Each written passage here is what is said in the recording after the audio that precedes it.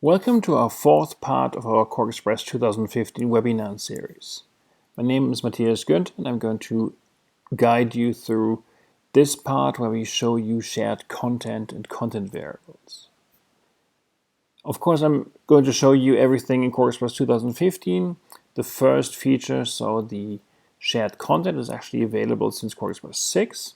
So it applies also to previous versions of QuarkXPress, and the content variable, so the second part, is only in 2015, so you need the newest version or the trial version to actually try that.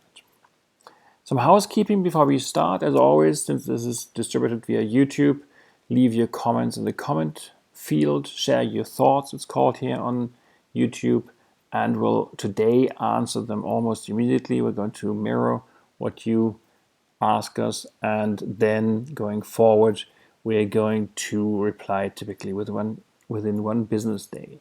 If you have longer questions, visit us on our forums or come to the new Facebook group QuarkXPress.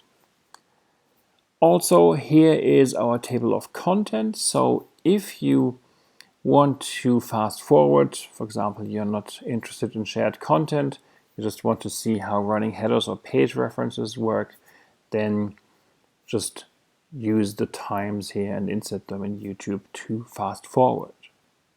So let's start with shared content.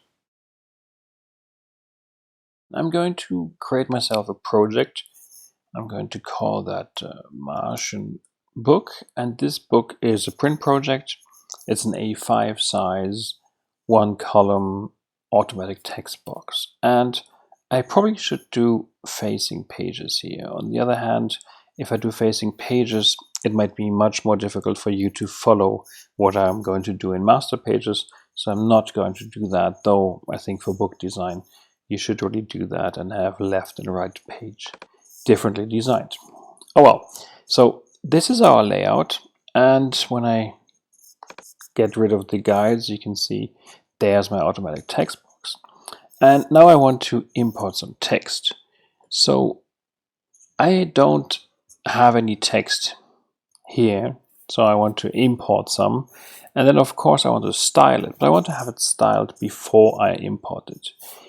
To do that, you see I don't have no style sheets defined here, and I'm too lazy to actually create new ones. I'm just going to import a text box that I put into my library, and this contains all of the 4 headlines, body, pull quote, and folio style sheets that I need. And once I did that, you can see that now my style sheets are here, and even if I delete the text box again, then my style sheets remain in my document. And I like that much better than using the append feature, because this way I can actually create subsets of my style sheets and then just import them. Okay, so what did I want to do? Text box here, and I'm going to apply body text.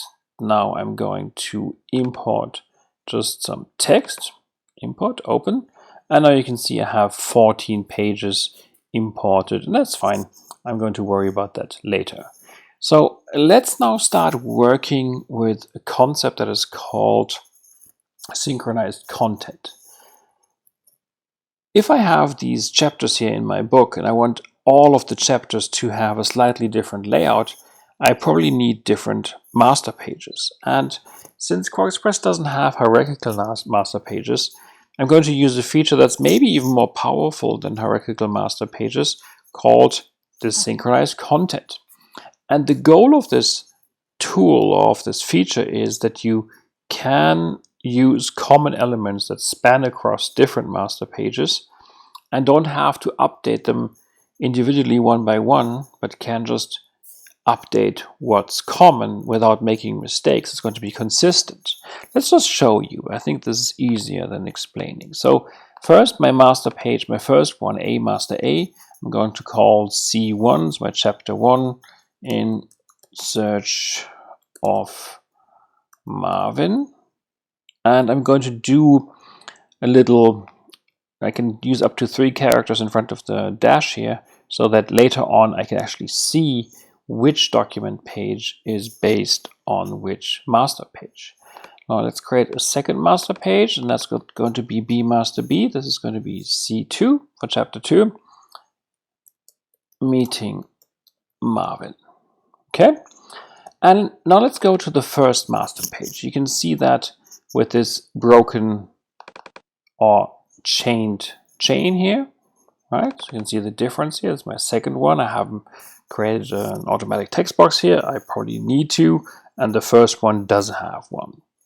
So let's create some elements that are positioned here at the top of the page. So the first thing I want to do is create a text box. I want to have that text box though at 8 millimeters. That's why I'm creating a manual guide. And I'm going to create my text box from this corner, maybe up to here, right? So if I want to have this kind of even, maybe 55 wide, and let's do 8 high, then I can just enter that in here. Okay, so there's my text box, and I'm going to put in my book title. So my book title was Martian book. Next thing I want to do is on the right hand side, I want to have a text box where my chapter name is listed. So let's start here from the right, and I'll just drag that, and you can see now it's the same height and the same width. So the dynamic guides actually help me here a lot to position that. So it's not going to be Martian book is my chapter name, and this is meeting Marvin. Now I need some style sheets. Martian book will get folio. I don't like that folio. A bit bigger. This is nice. And let's write that back into my style sheet. Sorry, the button beside it. So the plus is gone here, and I will apply that also to this text box. But here I want to have the text right aligned, and for that I do need a new style sheet. So that's going to be my folio right. Okay, so done. Next thing I need to do maybe is I want to have a line down here. So I'm going to use my orthogonal line tool, and I'm just going to drag this line here from left to right, and I'm going to give that maybe 3 points. So this is how my elements on my master page will look like. And now I want to have the same elements on my other master page on C1. Well, of course I could copy and paste them over now. But then if somebody changes, well, you have some content or the text box, how it looks like, then I need to do that on all of the master pages. And imagine you have 20. This is tedious, and maybe you forget something. So next thing I want to do is I actually want to make sure that all of these elements are synchronized. So there's no hierarchy in master pages. It's more like a clone concept. So not one wins. It's everything should be consistent. And for that, I need to open a new window that is called my content window. And here I have my shared content. And let's start making the content shared that I have, right? So I want this one to be shared. This is going to be my book title, and I'm naming it this way so that later on I know which element is which. And I want to synchronize the box attributes. So does it have a frame? What's the background color? How wide and how high is it? And also the content and attributes. It's not so important with the attributes here because of course I'm using style sheets, but since I always want to have the same, I'm going to do it this way. Please remember me doing this step, because later on I'm going to show you why I actually did a mistake here. And you can also see that now I have blue handles that are showing me that this content is synchronized. Let's do the same thing for the chapter name. But here, of course, when I shared chapter name, I don't want to synchronize the content because, of course, I expect that each chapter will have a different name. So I'll just say OK here. And now let's scroll down to my line. And of course, I can also share or synchronize lines in here. So instead of copying, let's go to my second master page. No elements here. So what I want to do now is, well, let's first get also a manual guide. Drag this out. Sorry. Need to hold my command key. So I'll also put this at 8. because the X and Y coordinates, they're not stored in the shared content attribute list. So I can have the same box, a clone basically, on different places. If you need X and Y coordinates also shared or synchronized across different boxes, then you should use item starts. So let's drag that out, arrange this, right? So I want this exactly here in the corner, like this. And the other thing that I want to have is I want to have my chapter name. So I'm also going to drag this out. And of course, there we only synchronize the chapter name. And then I need my bottom line out. So let's just drag this somewhere here and now also position that so that it's exactly in the middle of the page. Okay, so I'm done here. All right. And now these things are synchronized. Let's have a look. Let's close my content palette. Let's have a look how this looks like when I'm changing something somewhere. For that, I'm going to do a new window, or hardly noticeable. Let's tile that so you can see I have the same document open with two windows. To see what the difference is, I'm going to switch this one to C1 and this one to C2. And so that you can see that better, I'm going to put a temporary box in here that I'm going to color in orange so that you can actually see this is a different master page. So this one here is C2 and this one is C1. So what happens now if in C1, let's go to the text content tool, I'm changing the name of the book. So somebody tells me Martian book doesn't sound nice, so let's do Marvin and I. So you can see it's actually changing on both master pages. And when I changed my chapter title, so this wasn't Meeting Marvin, it was in Search of Marvin. You can see this one doesn't change because I only synchronize the box attributes. So if I make this box a bit larger, you can see this box also becomes larger. If I press Command B5, you can see that both boxes actually get the border. Well, I don't like that box frame. Let's get rid of it and let's make this smaller again. I want to do a different change. So what I want to do is in this box here, I want to actually introduce a colorful bar. So what I'm going to do is I'm going to first make this a bit larger like this. Right? You can see up here it's also changing. Now I want some orange. I want some orange, not for the frame, for the text box, of course. I want some orange background like this. Well, and now I need to do something about the text insert. So I need to go here and I need to say different text inserts. For above I want 3 and at the left I want 3 and bottom doesn't really matter. So let's do return so that the text moves a bit away from the side. This is fine now, and this is how I like it. And the same thing, of course, also for this text box here. So I need to say, well, this will have 3 at the top and 3 at the right so that it moves in a bit. So if I turn off guides, this is how it's going to look like. And maybe now I should make that orange a bit smaller so that it fits better, right? Maybe like this. And you can see on my other master page, everything I'm doing here is also being done. So this is the power of synchronized content. I think it's a very powerful tool. And of course, that works also for any other element that I have on my document page. It's not restricted to master pages. I'm just using it for master pages here because I think it's a very nice use case that I want to have different chapters being synchronized.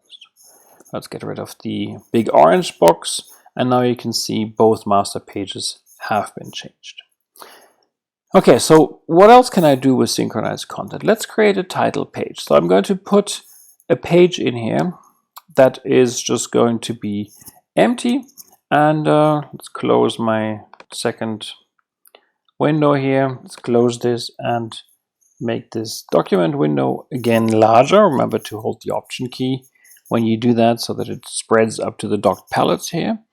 And so this title that I'm not going to create using a master page should have the same title that I used on my master pages. I'm going to create a text box here. I'm going to span that from left to right. And of course, I want to center this. And now I need the same title in here. Well, nothing easier than that. I'll just go to my content palette, so my shared content. And my book title is in here, just the story. I'm not going to use the text box. And I'll just drag that out and I'll drag this in here. And so you can now see that this is also in there and will be consistent, so it will have the exact title that I needed.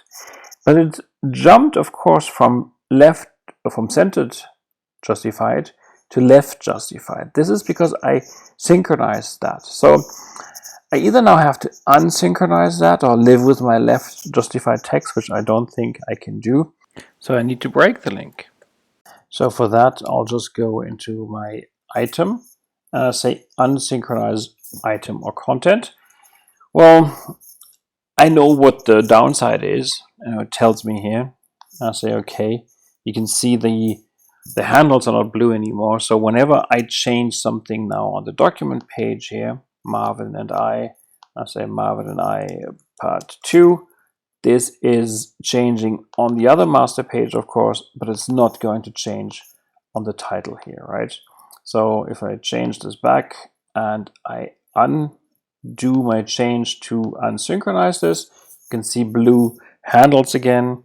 So now if I change something here in Marvin and I part 2, you can see that on my title page, this has also changed. So I need to decide when to break this link, or I need to decide whether this actually makes sense for this use case, because maybe I should have used something to only synchronize the content but not the attributes, right? You see that here, content only. That would have probably been the better choice, because my attributes I'm going to control through my style sheets.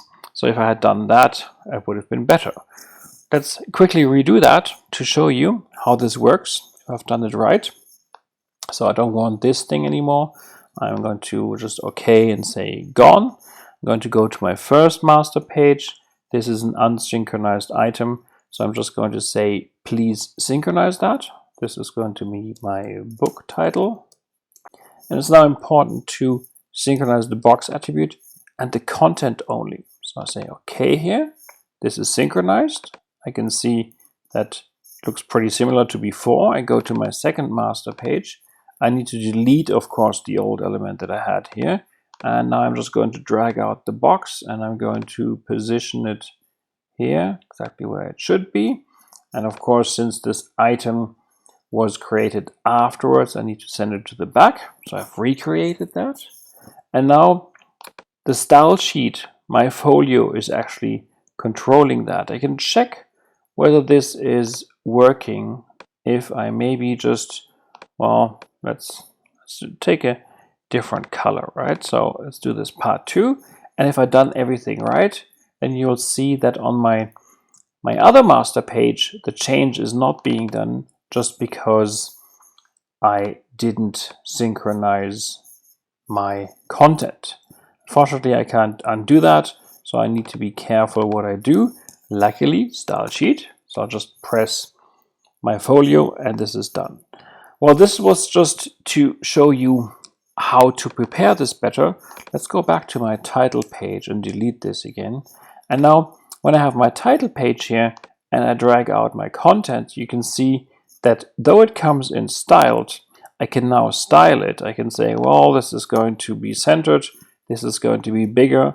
And when I go back to my master pages, you can see this hasn't changed. So shared content, something very, very powerful. On the other hand, it also requires some preparation. So my example, how to do it, it kind of looks right. Then you reuse it somewhere and you find out, well, you should have done it differently. So you probably have to redo that. And yes, that will happen to you in the beginning. But I think once you've gotten the grip of this feature, this is going to be a huge time saver for you, because there's never a mistake anymore. So if I go into create a new window again, tile these, and maybe show you the title page here, you can see if I don't like this part 2 and I delete that, though this is differently styled, you can see my content is consistent throughout my QuarkXPress document. So to summarize, shared content is great to sync design attributes of a box and content inside. And as we've shown, optionally you can only sync the box attributes or only the content, whatever you prefer. Of course, this is not limited to boxes. You can also include lines. And the advantage really is that you can keep your data, your design consistent across pages. And when you're syncing content, there's one restriction. You always sync the complete text story. So you can't just do fractional ones. That's why we're going to go into content variables, something that we added in 2015. And of course, once you have synced your content, you know that you can always unsync it at any time. So let's go into content variables. They're a bit different than shared content, because you can also sync just one word, for example, or one character if that's important. We have many predefined content variables, and you can create your own ones, of course. I'm going to show you 3 examples. A running header that can reference elements from other text boxes, and a page reference to reference a page where a certain image is kept on. So let's create such a new text variable. What I'm going to do is I'm going to create a spec sheet. This is the QuarkXPress 2015 spec sheet, and I want to have in my header here in my orange bar, I want to list from which feature it starts and what's the last feature on the page. So what I'm going to do is I'm going to put in from, and in this text box I'm going to put in to. And I want the from to be calculated from the main body text here. So what I need to do is I need to mark somehow that this is a feature, so that the bar can automatically pull that out of the body text. So for that I need a style sheet. I'll create a character style sheet because I'm going to mark some characters only. And this is my feature ref, or feature reference. It doesn't need any different styling. I just need to somehow mark this so that I can reference that. And to do this now, I need to have my new palette that is called the content variables. I'm going to pull that out here so you can see that better. I'm going to create a new one, and I'll just call this reference start. This is going to be a running header type, and I'm going to reference that feature ref style sheet I've created, and it's going to be the first on page. So when I have it here, and I'm going to just double click this reference start, you can see easy activation is put in here. It's the same styling that I had before, and I can style this differently. You can see I can only mark the whole thing. It's really like a block referencing the text here with a different styling. So I can put maybe inverted commas around it, so from easy activation. To, and for to I actually need to do the same style sheet so that I can reference that. Let's do a few here. So running header is going to be one, page reference is going to be one, custom variables is going to be one. All right, so that should be enough. And I need a new content variable. So I'm going to call that reference end. Again, it's going to be running header. I'm referencing my feature ref, and it's going to be last on page, and I say okay. And go back to my header here, and in here I'm going to put in reference end to page reference, maybe also inverted commas, so it pulled the page reference out there automatically. So you can see from easy activation to page reference, because page reference is the last one. So let's just create some boxes. Sorry, I jumped on the next page. Let's create some boxes here so you can see from easy activation to custom variables. And if I remove this again, and running headers coming back, you can see this is actually changing. So this is live calculation out of my text. And you kind of know these concepts. Page reference, page numbering has always been one of the elements that behaved kind of similar. You can only start it as a whole thing, and it calculates itself. QuarkXPress 2015 adds a lot of these content variables. I'm just going to use two more types. One type, for example, is if I want to reference a picture. So let's just import a picture. So let's create a picture box somewhere there. And now I'm going to create a caption underneath like this. Let's zoom in a bit. And what I want to do is, of course, I want to have a runaround item. And here I also want to have a runaround item so that it actually flows around it. And I'm going to group this. So this and this is going to be grouped. So I need a picture of my CEO in here. Right, this is CEO of Inc. Whatever. Center this. And now I need, so there's my image. I'm going to make this a bit smaller. Go back to QuarkXPress like this. So this is how I want my picture to be looking like, right? Okay. And now maybe on a different page, I'm going to reference this. So I'm going to go to, let's put some pages beside each other. So I'm going to put page 3 and page 4 beside each other.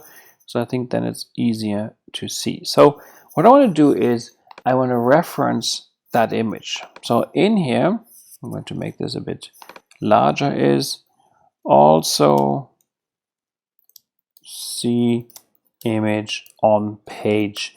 And now I want to reference that page. How do I do that? Well, for that, first I need an anchor. So I'm going to open the hyperlinks palette. Has nothing to do with internet or so, just a reference, and I'll call this CEO image. All right, I see the little anchor symbol. And now I'm going to create myself a new content variable. And this content variable is going to be CEO image. And it's going to be a page reference type. And this is going to be, well, I'll just have one anchor, CEO image. I can create a hyperlink. This is important when you do electronic PDFs. I'm not going to do that, so I don't plan that. Just say OK. And then I have my CEO image. So I put my text there, text cursor there, and I double click, and then you can see on my page 1 that I have here, I actually have my see also image. And now let's do a drag, right? Let's get this to group. Let's group this, take this out. You can see page numbering vanished. I move it here. See image on page 2. So wherever I put this, I have my reference here. So even if I live drag this, you can see now this is page 3. So this is a huge time saver, especially for consistency. You can never make a mistake anymore. So wherever this image is, no matter how you style this or how large you make this or where you move it. So if I make this larger, you can see image on page 3. If I move this again and put this here, see image on page 2. So I think this is something that you should explore when you're using QuarkXPress 2015, because it's going to help you to keep your references consistent. And of course, that anchor can be on anything. It doesn't have to be on an image here, but I think it's especially helpful for images. So we've created two content variable types. One was the running header, where we reference text out of the main body text. The second one was where I reference an anchor, so an image. I always have page references. And the last one I want to show, and there's more, is actually last page number. When I started with QuarkXPress 3, I always hated this. So I can put my automatic text box in my automatic page numbering in here. I can say page number off, and I always had to manually put that in. So page 3 of 20.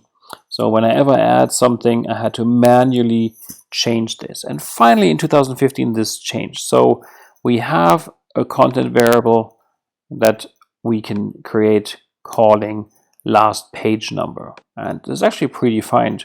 So I can just double click this. So page something of something. When I go back to my document pages, you can see page 2 of page 21. Yes, I have 21 pages in here. Let's just delete some. Let's delete these and say, okay, delete, gone. And you can see I only have 7 pages, and now it changes. So for me, this is probably the most satisfying feature because it's finally in 2015. And there's more to these content variables. Especially check out the one where you can create folios with creation date or output date that is changing dynamically whenever you do that. I think we've shown feature demos. So content variables is really powerful, something you should look at. And unfortunately, I think our time has run out. So let's summarize. So the main thing really about both features, the shared content and the content variables, is to reference the same data and use it at different places in your QuarkXPress document, and keep data consistent, keep text entries consistent. So when you change it in one place, let's say a phone number that you use on different pages, and that needs to be the same, that you just need to change it in one place, and everywhere else it's changed automatically. So it's really an automation feature that has many use cases. And if you have more questions, then please visit us on our forums and write there and ask us about more use cases, how you can use these content variables or the shared content. And there's also some posts already how others are using that. And you're also welcome to join our new Facebook group, where you need to apply to gain access, where you find many QuarkXPress experts and other fans of QuarkXPress sharing their thoughts on QuarkXPress or how they use QuarkXPress, and you can ask questions there. And that concludes our session today. I'll thank you for your time. I hope you enjoyed it, and I'll see you next time.